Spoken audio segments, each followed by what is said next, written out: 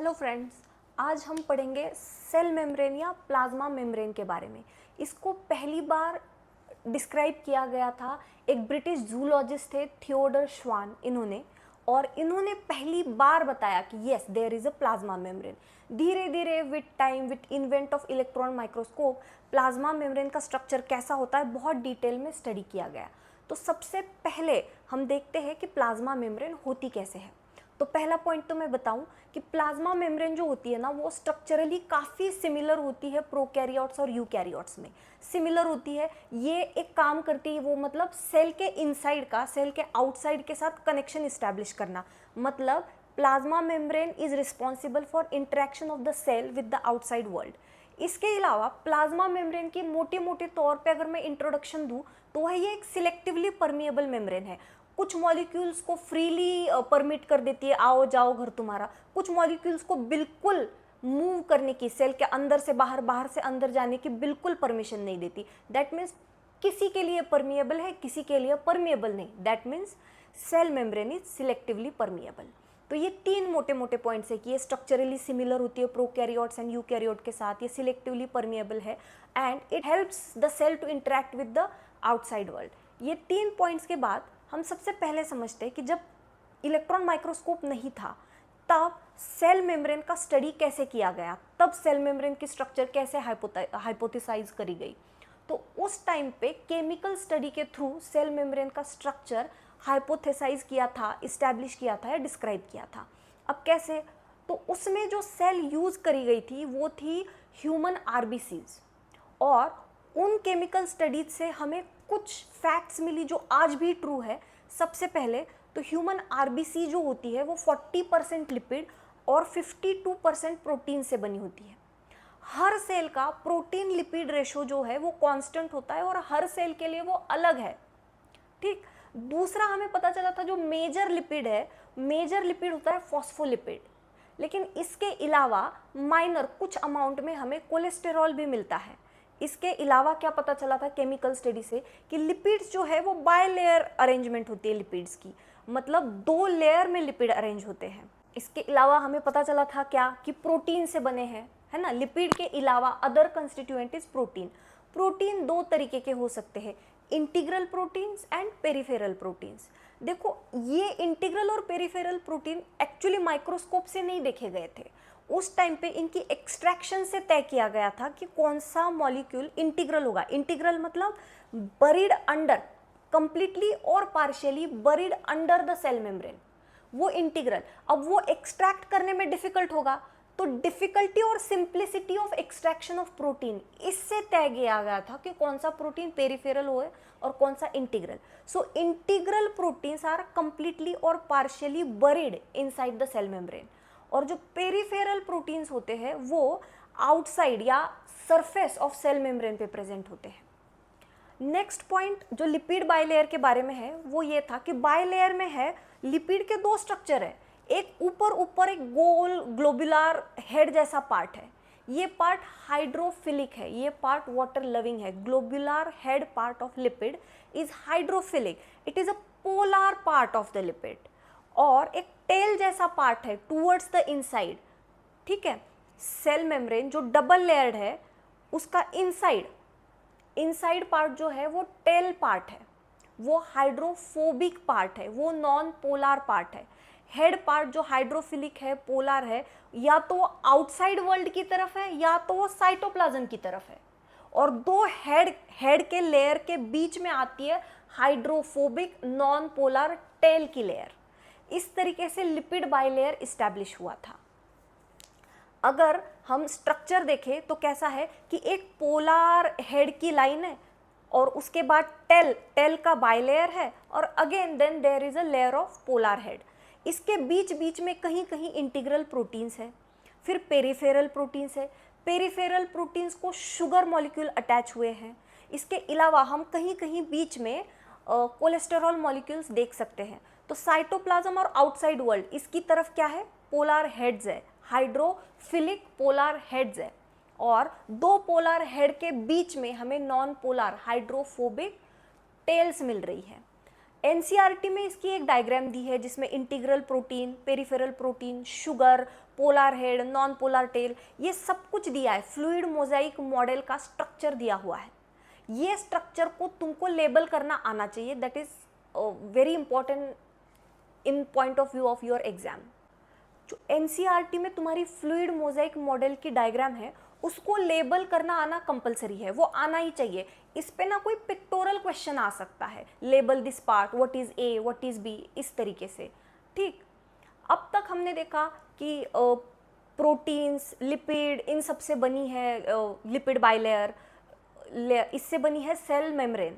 ठीक है, प्रोटीन्स होते हैं, लिपिड होते हैं, प्रोटीन इंटीग्रल हो सकते हैं, पेरिफेरल हो सकते हैं, लिपिड्स में भी फॉस्फोलिपिड्स हो सकते हैं, कोलेस्टेरॉल हो सकता है, वो अपने आप में डबल लेयर बनाता है।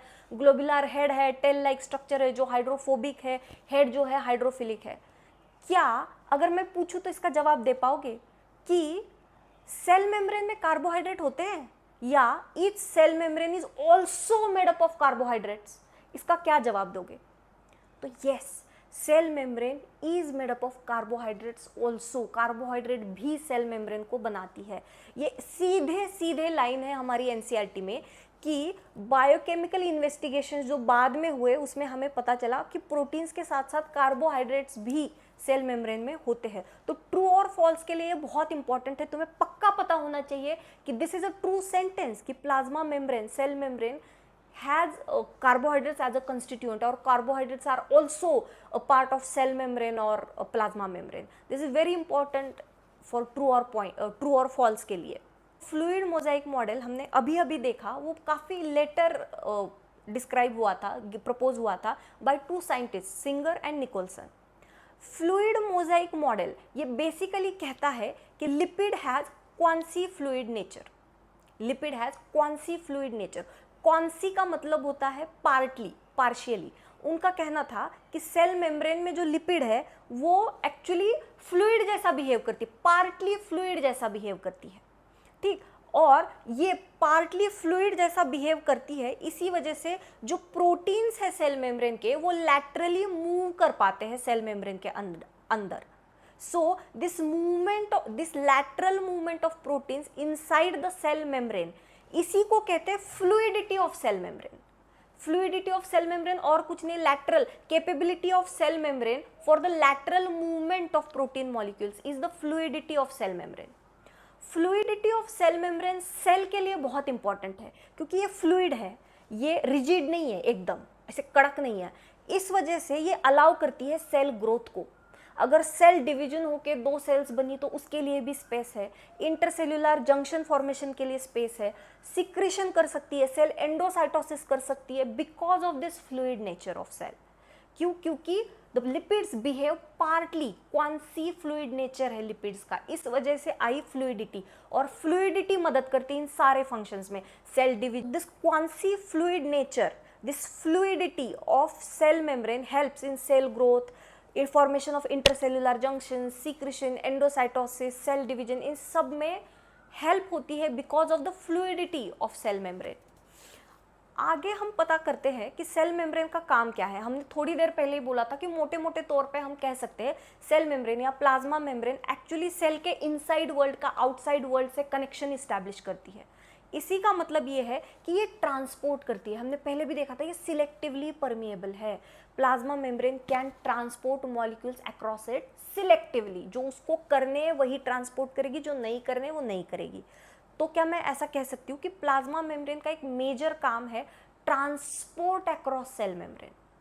ठीक, ट्रांसपोर्ट अक्रॉस सेल मेम्ब्रेन दो तरीके का हो सकता है, एक एक्टिव ट्रांसपोर्ट और दूसरा पैसिव ट्रांसपोर्ट। एक्टिव ट्रांसपोर्ट का मतलब ये है कि ऐसा ट्रांसपोर्ट जिसमें एनर्जी खर्च होती है, और पैसिव ट्रांसपोर्ट मतलब ऐसा ट्रांसपोर्ट अक्रॉस सेल मेम्ब्रेन जिसमें एनर्जी एक्सपेंडिचर नहीं है।